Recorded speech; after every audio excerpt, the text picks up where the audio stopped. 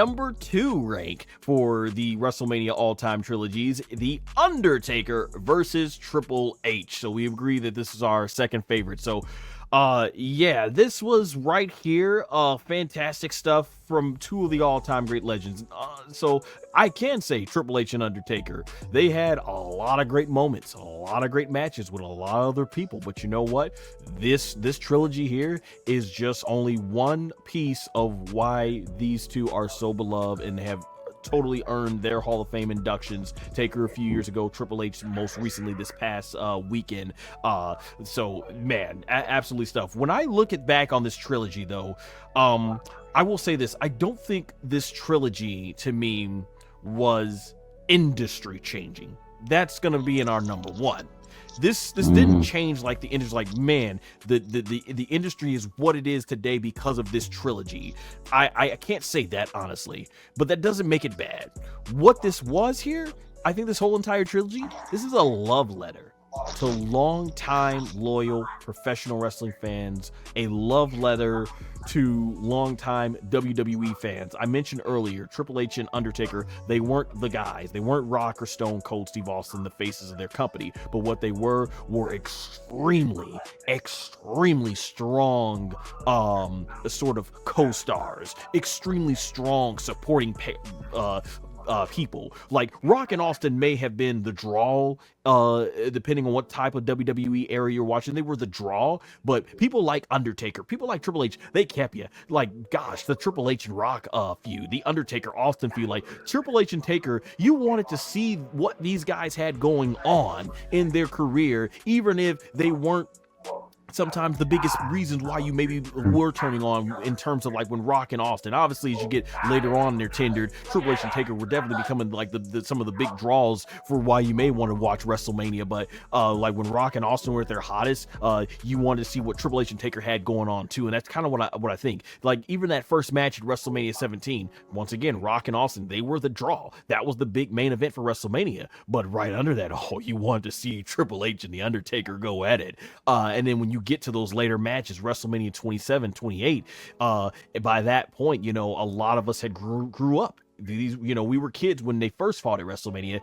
We were young adults when, like in college when they were going into their last matches here. And when you look back on that, it felt like this is a way to really appreciate the fans of those era that have stuck around WWE. We're going to take you two of the people that you grew up watching and had been here the longest. We're going to treat the fans to an awesome emotional storytelling roller coaster. And that's kind of what I got out of that. That's why there's so much emotion out of any other trilogy on this match. I don't think there is one that is more emotional than this. You talk about timing, which I think fits perfectly into our number 1, but this was more emotional, because if we were ranking this based on pure emotion, this wins number 1. This was meant for all the fans that grew up watching. That's what I got out of this match. That's why there is so much to that Triple H and Taker, because we've seen these people grew up. We saw when they were younger, just two big, testosterone driven people to prove who they were, who was the better in the ring, to now this is about so much more. This is about my friend and his retirement. This is about me giving everything that I got left, what I got left. This is about me knowing that my career is down, but I need to prove it. And then, hey, this is about all three of us going to war one last time. And at the end, you know what? We respect what we've done and what we've done for these people. Like, to me, if you grew to really understand the importance of Triple H and Undertaker's rivalry, you had to have grown up watching these guys. That's why it meant so much when you get to end of an era. And that's why I said I love it.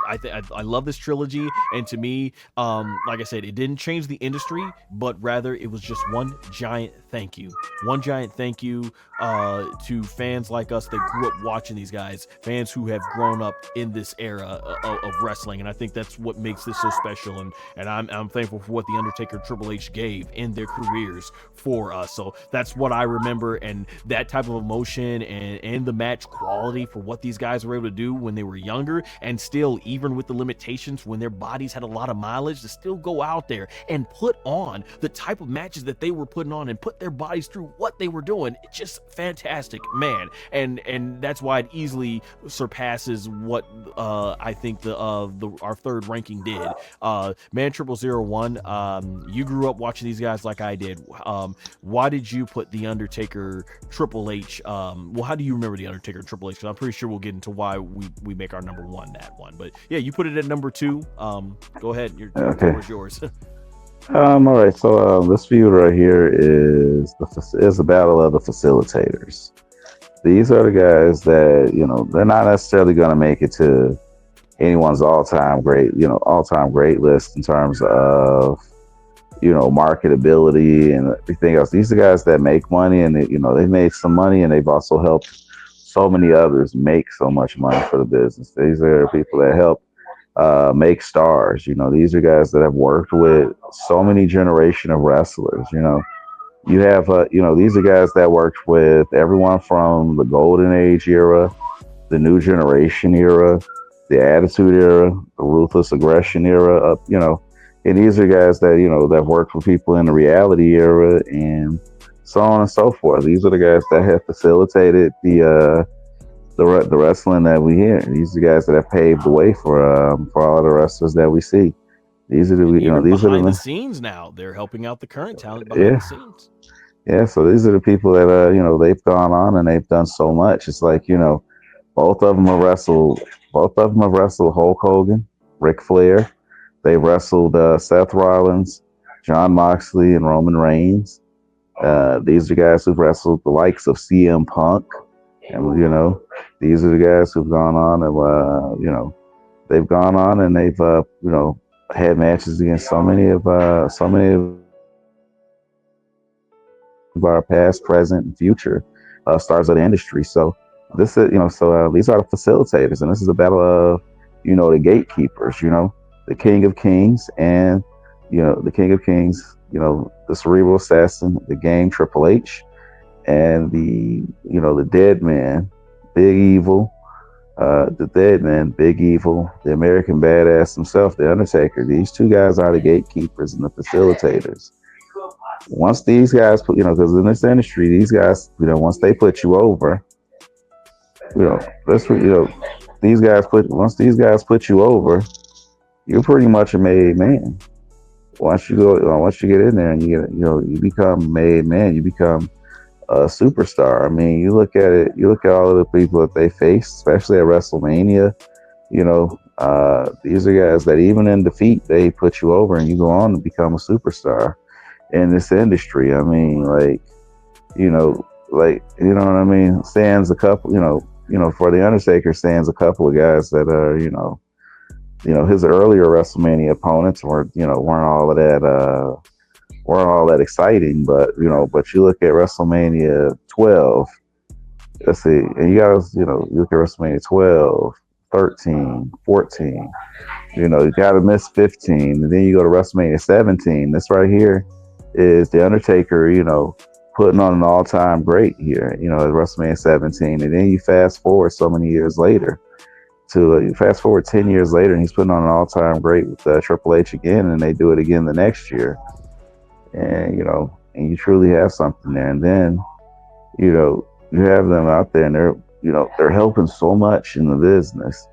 And these are guys that stay truly entrenched in the business. Like, these aren't guys that's leaving the business to go and do movies, or they're leaving because they're these are guys that literally wrote their careers till the wheels fell off. And true definition of hard work and sacrifice. So so definitely these are the facilitators, and these guys are, important in that fact, because without these guys, you wouldn't get the next two guys, in our, in our number one. Without these guys, what I mean? What would have made this probably a little bit better if they found out a way to incorporate Mick Foley into this. Because he was a stalwart of the attitude of the new generation era, the attitude era, and the earlier portions of the ruthless aggression era. So, definitely, they found out a way to put Mick Foley into this. I mean, because I'm glad they incorporated Shawn Michaels into this, but I'm also think that Mick Foley should have been incorporated into this as well, because he was pivotal, and he was pivotal to all of these men's careers as well. Mm-hmm. Yeah. So yeah, definitely. Indeed. Well said. Absolutely well said. So yeah, that's literally what I think about the legacy of this one. And now we move on to our